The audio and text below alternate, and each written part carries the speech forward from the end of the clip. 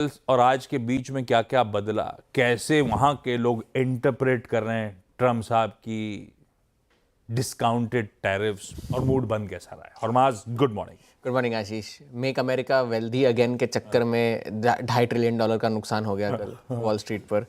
और सारे बेंचमार्क्स जो है अगर आप अब देखें $2.5 ट्रिलियन, अपना बाजार $3 ट्रिलियन के आसपास का होगा। 4 ट्रिलियन, $4 ट्रिलियन का, तो आधे से ज्यादा वाइप आउट हो गया। 2/3 से ज़्यादा, 2/3 से ज़्यादा भारतीय बाजार वाइप आउट कर दिया उन्होंने एक दिन। ओके। और अगर आप बेंचमार्क्स भी अगर देखें तो अपने रिकॉर्ड स्तरों से अब हर एक बेंचमार्क उनका, तीनों और रसल 2000 जो उनका स्मॉल कैप है, सारे के सारे अब करेक्शन टेरिटरी में जा चुके हैं। डाउ 10% है, नैस्डैक अब ऑलमोस्ट बेयर मार्केट में जा चुका है, 18% नीचे है अब अपने रिकॉर्ड हाई से। रसल 2000 ऑलरेडी बेयर मार्केट में जा चुका है क्योंकि 22% नीचे गिर चुका है अपने रिकॉर्ड हाई से। और कोई ऐसा एसेट क्लास नहीं था जो कल बचा नहीं। डॉलर, क्रूड, सोना, क्रिप्टो सभी में कल बिकवाली देखने मिली। कोई ऐसा ये नहीं था कि कोई एक हेवन बाइंग हुई या कुछ ऐसा हुआ। हर जगह पर कल भारी बिकवाली हमें देखने मिली। सर्विसेज PMI का आंकड़ा जो आया उसने भी सेंटिमेंट सुधारने में कोई मदद नहीं की क्योंकि 50 का आंकड़ा आया था, 53 के अनुमान थे। और जो एम्प्लॉयमेंट का जो आंकड़ा था वो 2023 के बाद से सबसे तेज़ गति से कम हुआ है। तो वो एक और बात थी जो थोड़ी सी चिंताजनक थी और जिसकी वजह से बाजार पर और दबाव देखने मिला। इतना सब कुछ हो जाने के बाद भी डोनाल्ड ट्रंप बिल्कुल जो है डटे हुए हैं अपने स्टांस पर और कह रहे हैं कि ऑपरेशन होना था मरीज़ का, ऑपरेशन हो चुका है, मरीज़ अब ठीक ठाक है और आगे चलकर और मजबूत होगा और स्ट्रॉन्ग होगा और रिजिलियंट होगा। ये उन्होंने कल ट्रूथ सोशल पर लिखा। अब लेकिन अब ये कह रहे हैं, किसी ने बाजार दिखा दिया होगा उनको कि देखिए क्या हो रहा है बाजार में, तो उन्होंने कहा कि भाई मैं नेगोशिएशन करने के लिए तैयार हूँ बशर्ते कि कोई देश आकर हमें कुछ फिनोमिनल ऑफर करे। अब फिनोमिनल की परिभाषा तो वही जाने, मगर अब जो है रिसेशन के अनुमान जो है सारे अर्थशास्त्री बढ़ा रहे हैं। JP मॉर्गन ने ये चेतावनी दी है कि अब रिसेशन के ऑड्स जो है 60% के हो गए इस साल। और UBS का मानना है कि अगले 2 क्वार्टर्स में नेगेटिव GDP ग्रोथ हो सकती है।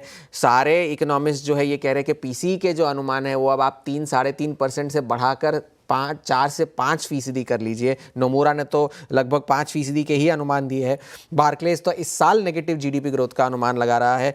और इसके बाद जो कल ऑटो टैरिफ लागू हुए हैं उस पर कनाडा ने जवाबी कार्रवाई की है और 25% के रिटेलिएटरी टैरिफ जो है ऑटो इंपोर्ट्स पर अमेरिका पर लगा दिए हैं। और इसकी वजह से सारे ऑटो कंपनीज कल बेहद दबाव में थे। 5 से 9% की गिरावट थी। जनरल मोटर्स में, फोर्ड में, स्टेलांटिस ने कनाडा और मेक्सिको दोनों में अपना प्रोडक्शन रोक दिया है।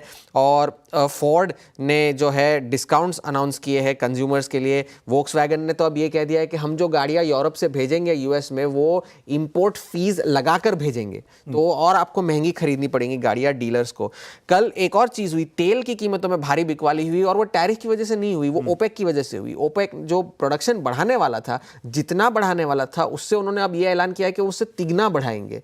जो 1.5 लाख बैरल बढ़ाने वाले थे वो अब मई के महीने से 4.5 लाख बैरल प्रतिदिन बढ़ाने वाले हैं, जिसकी वजह से कल ब्रेंट और WTI दोनों में 7% की गिरावट थी।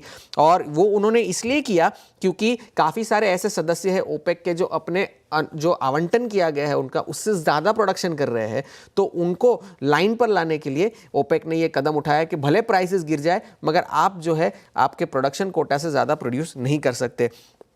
आज का सबसे बड़ा इवेंट यही है कि जेरोम पावेल आज बयान देने वाले हैं शाम को, उनके वक्त के हिसाब से शाम को पहला ऐसा बयान होगा उनका ये टैरिफ के इस इवेंट के बाद। आज का दूसरा सबसे बड़ा ट्रिगर नॉन फार्म पेरोल्स का है। महीने दर महीने थोड़ी सी कमी आने की उम्मीद है, 1,40,000 के अनुमान है, मगर अब इसे लैग ही समझ लीजिए क्योंकि असली डेटा जो है हमें इस महीने देखना होगा कि किस तरह का निकल कर आता है। और जो बेरोजगारी की दर है वो बढ़ने का अनुमान है। तो फिलहाल के लिए तो ये बड़े ट्रिगर है। और फिच ने चीन को डाउनग्रेड कर दिया है, उनकी सॉवरेन रेटिंग को A+ से A कर दिया है। ये टैरिफ्स के बाद हुआ ना? हाँ, ये कल शाम को आया था ये। और उन्होंने कहा था कि ये जो है रियलिटी रिफ्लेक्ट नहीं करता, एक बायस डिसीजन है। चाइना कह रहा है, उनकी फाइनेंस मिनिस्ट्री ने बयान दिया है। तो काफी सारा एक बहुत खराब हैंडओवर आया है। आज के बड़े इवेंट्स तो आपके सामने ही हैं। लीजिए भाई, ये है ग्लोब की तस्वीर। खूब पेन अमेरिकी मार्केट्स में। S&P तो वापस करेक्शन टेरिटरी में चला गया। बिल्कुल, सारे तीनों चले गए। लीजिए भाई साहब, ठीक है, बनता है। ट्रम्प साहब ने सबको तगड़ा सरदर्द दे दिया है। और कल तो बहुत ज़्यादा वो जो स्लेट लेके खड़े थे ना, उसके गणित पे सवाल है। बहुत लोग उठा रहे हैं कैसे हिंदुस्तान का आपने एक्स डिसाइड किया, कैसे चाइना का वाई, जो टैरिफ्स इम्पोज किए थे हम उसका आधा आधा डिस्काउंटेड टैरिफ दे रहे हैं, वो गणित कैसा है, तो उस पर बहुत तगड़े सवाल उठ रहे हैं। खैर, और ट्रम्प साहब वैसे अब बाजार देख के सच है धीरे से, उनका वो व्हाइट हाउस ऑफिशियल तो कह रहे थे हम निगोशिएशन वाला नहीं है ये मामला, अब वो निगोशिएट करने की तैयारी कर रहे हैं, तो ये बार्गेनिंग टैक्टिक ही थी ले दे के, ऐसा लगता है। खैर ये अच्छा